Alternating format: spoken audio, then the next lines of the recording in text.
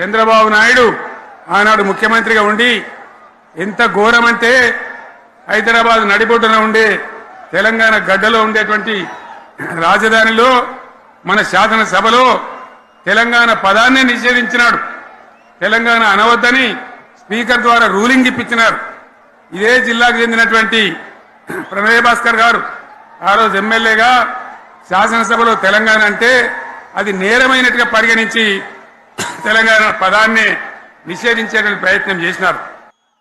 Police మిత్రులకు మనవి చేస్తా ఉన్నా, ప్రజాస్వామ్యంలో ప్రజలకు అడిగే హక్కు ఉంటుంది, తప్పకుండా అడుగుతారు ప్రజలు.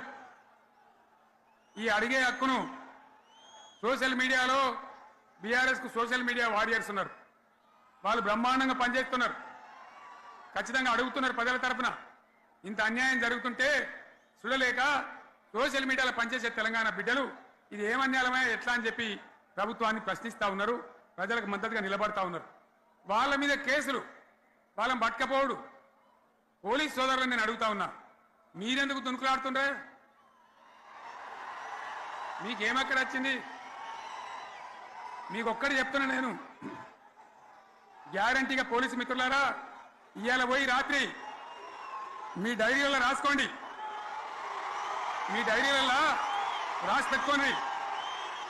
100కు 100% ఇవాళ తెలంగాణ చెలరేగిన పరిస్థితికి మళ్ళా వచ్చేది బీఆర్ఎస్ గవర్నమెంటే. అది ఎవడు కూడా ఆపలేడు, అది ఎవరి తరం కాదు, ఎవరి వశం కాదు. ఇవాళ ఈ ప్రభుత్వం, ఈ కాంగ్రెస్ నయవంచక ప్రభుత్వం సంక్షేమంలో ఫెయిల్, మంచినీళ్లలో ఫెయిల్, పొలాలకు నీళ్లు ఇవ్వడంలో సాగునీళ్లలో ఫెయిల్, కరెంటు సరఫరాలో ఫెయిల్, రైతు బంధులో ఫెయిల్, విత్తనాలు ఎరువులు సరఫరాలో ఫెయిలేనా? ధాన్యం కొనుగోళ్లలో ఫెయిల్, పల్లెలు పట్టణాల అభివృద్ధిలో ఫెయిల్, భూముల ధరలు పెంచడంలో ఫెయిల్. మరి దేంట్లో పాస్ అయింది? ఎటుపడితే అటు ఒర్రుడు, దేవుళ్ళ మీద ఒట్లు పెట్టుడు, అబద్ధ వాగ్దానాలు చేసుడు, 20-30% కమిషన్లు తీసుకున్నాడు, సంచులు నింపుడు, సంచులు మోసుడు. అంతేనా? కరెక్టేనా ఈ మాట అన్నా? కరెక్టేనా? నేను చెప్పి అన్ని ఫెయిల్ అయిందా ఈ ప్రభుత్వం? నిజమైతే ఒకసారి చేతులు లేవట్రా, దయచేసి స్టేజ్ మీద లేవట్రా.